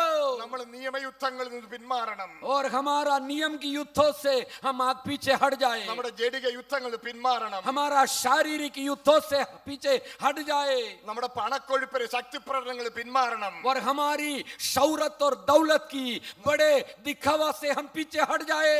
നമ്മുടെ ആൾബലത്തിന്റെ പ്രകടനങ്ങളിൽ നിന്ന് പിന്മാറണം. और हमारी और लोगों की मानुषिक शक्ति और प्रकटताई से बाहर पीछे हट जाए। നെടുമ്പാട് വീഴാൻ തയ്യാറാകണം. वो नीचे गिरने के लिए तैयार हो जाए। നെടുമ്പാട് വീഴാൻ തയ്യാറായാൽ ദൈവം പ്രകൃതി ശക്തികളെ നിയന്ത്രിച്ചു. अगर हम नीचे गिरने के तैयार हो जाए, प्रकृति शक्तियों को परमेश्वर उनके काबू में रखकर हमारे लिए अनुकूल बनाएंगे। തന്റെ ജനം തന്നെ അവരുടെ ശത്രുക്കളോട് പ്രതികാരം ചെയ്യുവോളം और हमारे शत्रुओं से प्रतिकार करने तक കാലം നിന്നു. കാലം നിന്നു. और समय वहां पर खड़ा हो गया। സമയം നിന്നു. समय खड़ा हो गया। പ്രകൃതി ശക്തികൾ നിന്നു. प्रकृति शक्तियां वहीं पर रुक गया। അതിനെ കുറിച്ചൊക്കെ ഒത്തിരി പറഞ്ഞാൽ കൊള്ളാം. और उसके बारे में बहुत कुछ मुझे कहना है। ഇതെന്തൊരു സമയമാണ്. और ये कैसा समय है। സമയം കഴിഞ്ഞും ഇതാ പ്രകൃതി ശക്തികൾ അവർക്ക് വേണ്ടി നിൽക്കുക. समय पूरा हो चुका है, फिर भी ऐसा प्रकृति शक्तियां रुक रहा है। ഇതൊരു കൃപയുടെ സമയമാണ്. ये एक अनुग्रह का समय है। ഓ, സമയം കഴിഞ്ഞിട്ടും ശത്രുക്കളോട് പ്രതികാരം ചെയ്തു കഴിഞ്ഞില്ല. और समय पूरा हुआ, फिर भी शत्रुओं से प्रतिकार पूरा नहीं हुआ। ജനത്തിന് വിജയം കൊള്ളാൻ ഒരു ഇച്ചിരി ഇടവേള. और परमेश्वर के लोगों को विजय को आनंद मनाने के लिए थोड़ा रिक्त काल। ഈ കൃപായുഗത്തെ ഇതിനോട് ഉപമിക്കാം. और इसी कृपा युग को हम इसको शामिल कर सकता है। യേശു ക്രിസ്തു കാല തികവെങ്കിലാ ഇവിടെ വന്നത്. और परमेश्वर ने यहाँ पर इसी समय पर आया। യുദ്ധം ജയിച്ചു. युद्ध जीत गया। യുദ്ധം ജയിച്ചു. തോറ്റ ശത്രുവിനെ പരാജയപ്പെടുത്തുവാൻ ഒരു ഇടവേളയായിരുന്നു. और ऐसा हरा हुआ शत्रु को एक उसके ऊपर विजय मनाने के लिए थोड़ा सा रिक्त ദൈവം काल। തന്റെ കാര്യപരിപാടിയിൽ ഒരു ഇടവേള തന്നിരിക്കുക. परमेश्वर के कार्यक्रम के बीच में एक रिक्त समय है। ദൈവം തിരുവെഴുത്ത് വെളിപ്പെടുത്തിയിരിക്കുന്ന ആ കാര്യപരിപാടിയുടെ ഒരു ഇടവേളയാണ് കൃപായുഗം. और ऐसा हमारा अनुग्रह की जो समय को हम ये कह सकता है, परमेश्वर की कार्य योजना के बीच में एक रिक्त काल। പഴയ നിയമം വായിച്ചാൽ സൈന്യങ്ങളുടെ യഹോവ, യുദ്ധവീരനായ യഹോവ എന്ന് കാണാം. और पुराना करार हम पढ़े तो वहां पर ऐसा कह सकता है, सेनाओं का यहोवा युद्ध वीर है। പുതിയ നിയമത്തിൽ ആ പ്രയോഗമില്ല. और पुराना नया करार के अंदर उसी प्रयोग नहीं है। എന്തു പറ്റി? യുദ്ധം കാൽവറിയിൽ ജയിച്ചു. क्योंकि लड़ाई कालवरी क्रूस पर जीत लिया है। നമുക്കൊരു ഇടവേള തന്നിരിക്കുക. और हमारे लिए एक थोड़ा सा रिक्त समय दिया। കാലം നിർത്തി ഒരു ഇടവേളയാ. और समय रुका हुआ रखा हुआ एक समय। ഇതൊരു കൃപായുഗമാണ്. एक अनुग्रह का समय है। ജയിച്ചവന്റെ പേരിൽ और जय पाया हुआ व्यक्तियों की नाम पर തോറ്റവന്റെ മേൽ അധികാരം സ്ഥാപിക്കാനുള്ള ഇടവേള. और हरा हुआ व्यक्ति के ऊपर अधिकार को हासिल करने के लिए एक रिक्त समय। ഈ സമയത്ത് ദൈവത്തിന്റെ സൈന്യാധിപനെ അനുസരിക്കാനുള്ള സമയമാണ്. और इसी समय परमेश्वर की आज्ञा को मानने का समय है। യോശുവ ദൈവത്തെ അനുസരിച്ചതുപോലെ, यहोशुआ जिस प्रकार परमेश्वर को आज्ञा माना, യോശുവ ദൈവത്തിന്റെ ജ്ഞാനത്തിന് ഏൽപ്പിച്ചു കൊടുത്തതുപോലെ, यहोशुआ जिस प्रकार परमेश्वर की और ज्ञान को पाने के लिए समर्पण किया, ऐसे समर्पण करने के लिए നമുക്ക് നമ്മുടെ ചെരുപ്പെല്ലാം ഒന്ന് ഊരിക്കളയാമോ? और हमें हमारी चप्पल को उतार सकते हैं क्या? നമുക്ക് ഉണ്ടെന്ന് വിചാരിക്കുന്നതൊക്കെ ഒന്ന് മാറ്റിവെക്കാമോ? हमारी पास क्या है वो सब कुछ हम छोड़ दे। നമുക്കൊന്ന് നെടുമ്പാട് വീഴാമോ? क्या हमको ये गिर सकता है क्या? നമുക്ക് ഹൃദയത്തിനും ചെവിക്കും പരിച്ഛേദന ഏൽക്കാമോ? क्या हमारा हृदय और कान में खतना के लिए समर्पण कर सकता है क्या? ദൈവം ആരുടെയും പക്ഷക്കാരനല്ല. परमेश्वर किसी का पक्षपात नहीं करते। ദൈവം പെന്തക്കോസ്തുകാരുടെയും പക്ഷക്കാരനല്ല. ना परमेश्वर पेंतकोस्त वाला का पक्ष में है। ദൈവകൃപയിൽ നിന്ന് വിട്ടുപോയാൽ അവൻ നമ്മെ തള്ളിക്കളയും. और अगर हम परमेश्वर के अनुग्रह से बाहर അവൻ निकल നമ്മെ गए तो തള്ളിക്കളയുന്നതിന് മുമ്പേ അവന്റെ നെടുമ്പാട് വീഴാൻ നമുക്കൊന്ന് മനസ്സ് വെക്കാമോ? वो हमें त्याग देने से पहले उनके सामने गिरने के लिए तैयार हो जाए क्या? हालेलुया। ഒരു നിമിഷം നമ്മുടെ കണ്ണുകൾ നടക്കാം. और एक मिनट अपनी आंखों को बंद करें। ഒരു നിമിഷം നമ്മുടെ കണ്ണുകൾ നടക്കാം. अपनी आंखों को बंद करें। ഹല്ലേലൂയ. हालेलुया। നമ്മൾ എവിടെയാ എത്തി നിൽക്കുന്നത്? हम कहाँ हर गया है, നമ്മുടെ തന്ത്രങ്ങളോടൊന്ന് നമുക്ക് യാത്ര പറയാം. और हमारी रणनीति से हम सलाम कहे, നമ്മുടെ യുക്തിയോട് ബുദ്ധിയോട് ഒന്ന് യാത്ര പറയാം. हमारा बुद्धि और युक्ति से हम सलाम कहे, നമുക്ക് ലോകത്തോട് ചങ്ങാത്തം കൂടുന്നതിനോട് ഒന്ന് യാത്ര പറയാം. हमारा और इसी जगत से मित्रता करने से सलाम कहे. നമുക്ക് ദൈവസഭയിൽ നെടുമ്പാട് വീഴാം. क्या आइए हम परमेश्वर के सामने गिर पड़े. ഓ ആലയം വിട്ടു പിരിയാതിരുന്ന യോശുവയെ പോലെ, और जिस प्रकार मंदिर को कभी नहीं छोड़ने वाले यहोशुआ के समान, ഓ ഹാലെ ദൈവമുഖത്തേക്കൊന്ന് നോക്കുവാൻ നമുക്ക് ഒരു നിമിഷം എടുക്കാം. परमेश्वर की शक्ल की ओर देखने के लिए हम तैयार हो जाए. ഓ നമ്മൾ അഗ്രധർമ്മികളായി പോയല്ലോ. हम कतना वाला बन गया, കാലാകാലങ്ങളിൽ അഗ്രധർമ്മ പരിച്ഛേദന ചെയ്യുവാൻ നമ്മൾ കൂട്ടാക്കാതെ പോയത് കൊണ്ട്, और हमने पिछले के समान खतना करने के लिए तैयार नहीं हुआ, हम खतना रहित हो गया. നമ്മൾ അഗ്രധർമ്മികളായി പോയല്ലോ. हम खतना रहित बन गया. നമ്മളെ വേർതിരിക്കുന്ന ഒന്നും നമുക്ക് ഇല്ലാതെ പോയല്ലോ. ओ हमें अलग करने वाला कोई चीज आज हमारे पास नहीं है, നമ്മളെ വിശേഷിപ്പിക്കുന്ന ഒന്നുമില്ലല്ലോ. और हमारा कोई विशेषण करने के लिए कुछ भी नहीं है. നമ്മളെ വേർതിരിച്ച് കാണിക്കുന്ന ഒന്നുമില്ലല്ലോ. हमें अलग दिखाने वाला कोई चीज हमारे पास है ही नहीं. ഈ രാവിലെ അഗ്രധർമ്മഗിരിയിലേക്കൊന്ന് ചെല്ലാം. आज हम अग्रचर्म गिरियों की ओर जाए. ഹായിയുടെ മുമ്പിൽ പോകുന്നതിന് മുമ്പേ हाई की ओर जाने से पहले അഗ്രധർമ്മഗിരിയിൽ നമുക്കൊന്ന് മടങ്ങിച്ചെല്ലാം. अग्रचर्म गिरी की ओर हम आगे बढ़े, ഈ കല്ലുകൊണ്ട് ഒരു അഗ്രധർമ്മ പരിച്ഛേദന നടക്കട്ടെ. और आग की पत्थर से एक हमारा खतना हो जाए. ഈ ഞായറാഴ്ച വരെയുള്ള യോഗങ്ങൾ പരിച്ഛേദന ദിവസങ്ങളാകട്ടെ. और आराधना सभा एक खतने की आराधना बन जाए. ഞങ്ങളുടെ സ്വർഗ്ഗ പിതാവേ, हमारा स्वर्गीय पिता, ഞങ്ങളെ തൃക്കരങ്ങളിൽ സമർപ്പിക്കുന്നു. हम आपकी हाथों में समर्पण करता हो. ഞങ്ങൾ ബലഹീനരാണ് കർത്താവേ. हे प्रभु, हमने कई हर गया है, അങ്ങാണ് ഞങ്ങളുടെ ജ്ഞാനം. आप ही हमारा ज्ञान है. അങ്ങ് വിധേയപ്പെട്ടിരിക്കുവാൻ കൃപ തരണമേ. हे प्रभु, ये समझने के लिए कृपा दे. അങ്ങനെ അങ്ങ് അനുസരിപ്പാൻ കൃപ തരണമേ. आपको आज्ञा पालन करने के लिए कृपा दे. പരിച്ഛേദന ആവശ്യമെങ്കിൽ അതിന് വിധേയപ്പെടുവാനുള്ള കൃപ തരണമേ. प्रभु, हमें खतना चाहिए, उसका अधीन होने के लिए कृपा दे. ഞങ്ങളെ തള്ളിക്കളയരുതേ. हे प्रभु, हमें त्याग ना दे. ഞങ്ങളെ തള്ളിക്കളയരുതേ. हे प्रभु, हमें भूल ना जाए. ഞങ്ങൾ നിന്നിൽ ആനന്ദിക്കണം. ഞങ്ങളെ വീണ്ടും ജീവിപ്പിക്കണമേ. हे प्रभु, हमें जीवित कर ताकि हम आप में आनंदित हो जाए. അങ്ങയുടെ ജ്ഞാനത്തിൽ മുന്നേറുവാൻ കൃപ തരണമേ. प्रभु, आपकी ज्ञान में आगे बढ़ने के लिए कृपा दे. യേശു ക്രിസ്തുവിന്റെ നാമത്തിൽ പിതാവേ, यीशु मसीह के नाम में ആമേൻ.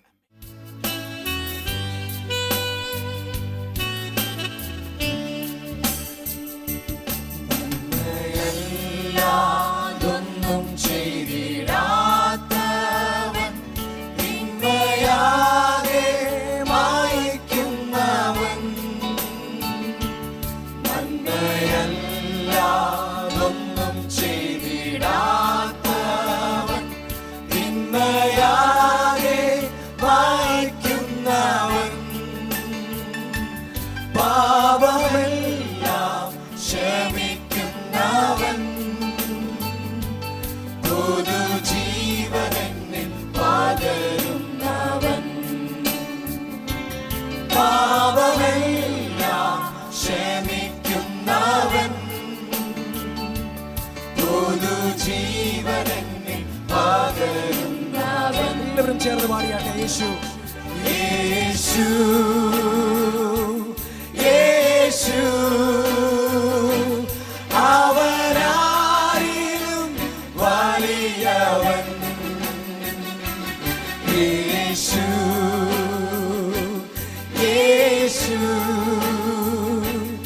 അവനാരിലും മതിയായവൻ. ഒരിക്കൽ കൂടി യേശു യേശു യേശു യേശു അവനാരിലും വലിയവൻ, വലിയവൻ. യേശു യേശു അവനാരിലും മതിയായവൻ. ദൈവത്തെ സ്നേഹിക്കുമ്പോൾ ദൈവത്തെ സ്നേഹിക്കുമ്പോൾ സർവം നന്മയ്ക്കായി ഭവിച്ചിടുന്നു.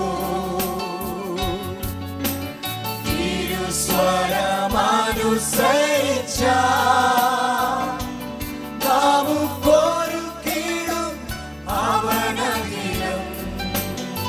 ദൈവത്തെ ദൈവത്തെ സ്നേഹിക്കുമ്പോൾ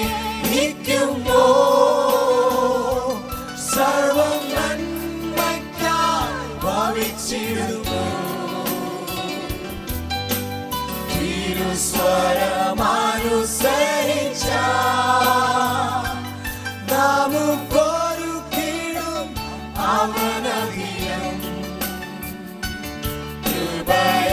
കൃപയരുളിടുമേ ബലമണിക്കുമേ കൃപയരുളിടുമേ ബലമണിക്കുമേ മാറമധുരമായി മാറ്റിടുമേ മാറമധുരമായി മാറ്റിടുമേ ഓ യേശു യേശു അവനാരിലും വലിയവൻ കരങ്ങളെ ഉയർത്തി യേശു യേശു അവനാരിലും മതിയായവൻ യേശു യേശു ഈ ലോകം നമ്മുടെ ശബ്ദം കേൾക്കട്ടെ. നമ്മുടെ ദൈവം ആരിലും വലിയവനുണ്ട്. ഈ ലോകം ഇന്ന് പകൽക്കാലം കേൾക്കട്ടെ. നമ്മുടെ ശത്രു ഇന്ന് പകലിൽ കേൾക്കട്ടെ. നമ്മുടെ യേശു എല്ലാ